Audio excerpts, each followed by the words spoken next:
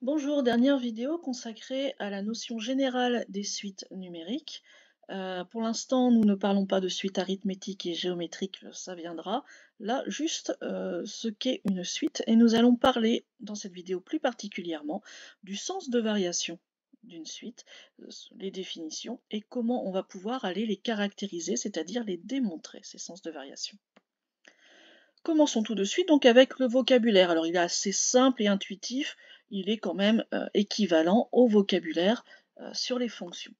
Donc une suite UN va être dite croissante si ces termes sont de plus en plus grands, c'est-à-dire si UN plus 1 est supérieur ou égal à UN. Alors j'ai précisé pour avoir une définition complète que ma suite peut être croissante à partir d'un certain rang que j'appelle P. Ça veut dire qu'à ce moment-là, tous les nombres petit n qui vont être plus grands que P vont correspondre à ce critère de UN plus 1 supérieur ou égal à petit n.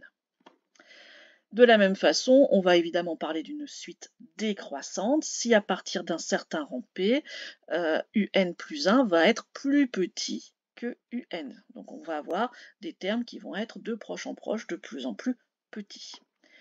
Notre suite peut aussi être dite monotone lorsque elle ne va avoir qu'un seul sens de variation, donc si elle n'est que croissante ou que décroissante à partir d'un certain rang.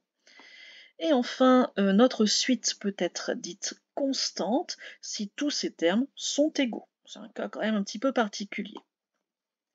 Tout ce que je viens de vous raconter là, j'ai parlé de suite croissante ou décroissante, mais je peux dire strictement croissante ou strictement décroissante en faisant, dans mes définitions, je vous les remontre, avec des symboles UN plus 1 strictement plus grand que UN plus 1 strictement plus petit que UN.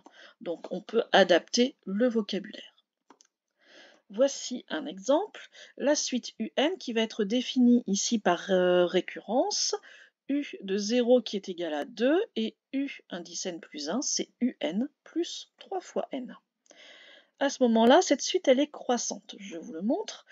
Si je regarde donc UN plus 1 par rapport à UN, on lui a ajouté 3n.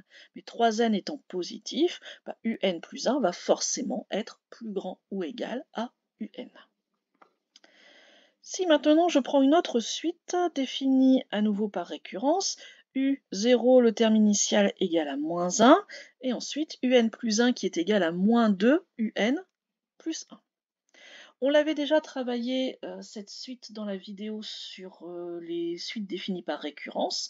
On avait trouvé, alors si vous ne l'avez pas vu ou si vous ne vous en souvenez plus, vous pouvez refaire les calculs. On avait trouvé U1 égale à 3 et U2 égale à moins 5. À ce moment-là, on se rend compte que U1 est plus grand que U0, mais U2 est plus petit que U1. Donc, à ce moment-là, ma suite n'est pas monotone. Là, pour l'instant, elle a augmenté, elle a rediminué. Donc, pour l'instant, il n'y a pas grand-chose de concret et qui puisse être exploité là-dedans. Donc, à ce moment-là, ma suite n'est pas monotone.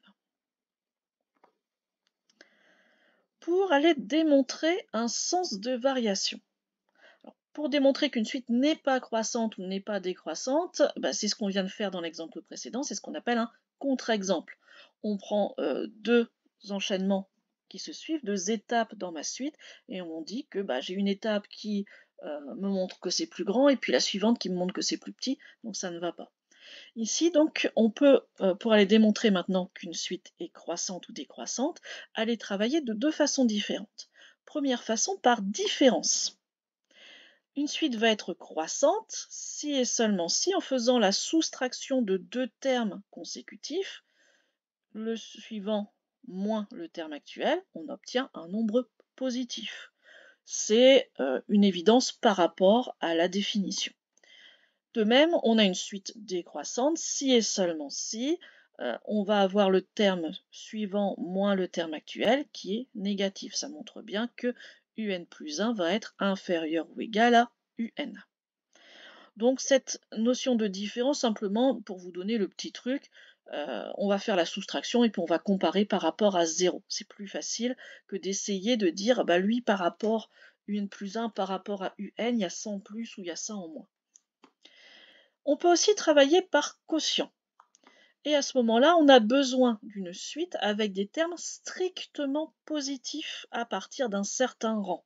Parce que sinon, on ne va pas pouvoir travailler de cette façon-là. Et on va regarder cette fois-ci la division des deux termes consécutifs. On va faire un plus 1 divisé par un. Si ce quotient est supérieur ou égal à 1, à ce moment-là, notre suite est croissante. Si cette division, ce quotient est inférieur ou égal à 1, cette suite est décroissante. Et là, on comprend pourquoi il faut que les termes soient strictement positifs. Alors déjà, ils ne doivent pas être égaux à 0 parce que sinon on va diviser par 0 et on va dire une grosse bêtise mathématique en faisant ça. Et ensuite, ils doivent être strictement positifs pour conserver l'ordre de l'inégalité. C'est-à-dire que ici, dire que un plus 1 sur un est supérieur ou égal à 1, si je veux dire que c'est équivalent à dire que un plus 1 est supérieur ou égal à un, il faut que je multiplie par un, et ça ne conserve le sens plus grand que si un est positif. Vous avez vu que les inégalités, l'ordre des inégalités changeait lorsqu'on multipliait par un nombre négatif, donc absolument positif. Regardons ça sur quelques exemples. Ici, j'ai pris donc la suite un égale à 3 exposant n. À ce moment-là, donc un est bien strictement positif. Si je calcule un plus 1 sur un, on va avoir 3 exposants n plus 1 sur 3 exposants n, donc 3. 3 étant strictement plus grand que 1, ma suite va être strictement croissante sur l'ensemble des nombres entiers positifs. Souvent, en fait, on va utiliser cette notion de quotient lorsque l'on a des suites qui sont définies à l'aide de multiplication, à l'aide de division. Et on travaillera plutôt par différence quand on aura des suites qui sont définies plutôt par des sommes ou par des différences elles-mêmes. Quand on a une forme explicite de suite, on peut travailler avec la fonction qui lui est associée. Si je suis capable de dire que le terme général un est une fonction de petit n et que la fonction en elle-même est monotone, à ce moment-là, ma suite va avoir ce même sens de variation que la fonction f qui lui est associée. Regardons ça sur un dernier exemple. Ici, j'ai pris la suite définie par un égale n carré moins 5n plus 4. J'ai du mal à travailler avec un plus 1 moins un. J'ai aussi du mal à travailler avec un plus 1 sur un. Vous pouvez essayer. Au niveau formule, c'est quand même pas facile.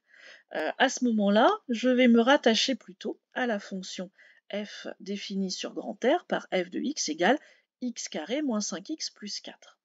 Et cette fonction, je suis capable d'aller l'étudier puisque c'est un polynôme du second degré. On a déjà travaillé ça. Donc on va regarder que petit a, le coefficient du terme de plus haut degré, est égal à 1, il est positif. Donc ça va être une fonction qui va être d'abord décroissante puis croissante. On se rappelle, hein, ma fonction f va avoir une courbe en forme de parabole. Et le minimum, le moment où on va avoir le changement du sens de variation, va être effectué au moment de x égale moins b sur 2a. Donc moins b, ça fait moins 5 sur 2a, 2 fois 1. Ça donne donc 5 sur 2, 2,5. J'ai donc un minimum pour x égale 2,5. Ma fonction va être décroissante, même strictement décroissante si on veut être plus précis, sur l'intervalle moins l'infini 2,5, puis elle va être strictement croissante sur l'intervalle 2,5 plus l'infini. Et à ce moment-là, bon, tout ce qui est négatif, réellement, on s'en fiche pour les suites, mais par contre, on pourra dire que notre suite un va être strictement croissante à partir de l'indice n égale 3, donc pour n supérieur ou égal à 3. Parce que 2,5 n'était pas un nombre entier, donc on va pouvoir travailler sur notre suite à partir de 3. Voilà pour cette dernière vidéo donc sur les suites de manière générale. Nous nous retrouverons donc pour les suites arithmétiques et pour les suites géométriques. Au revoir.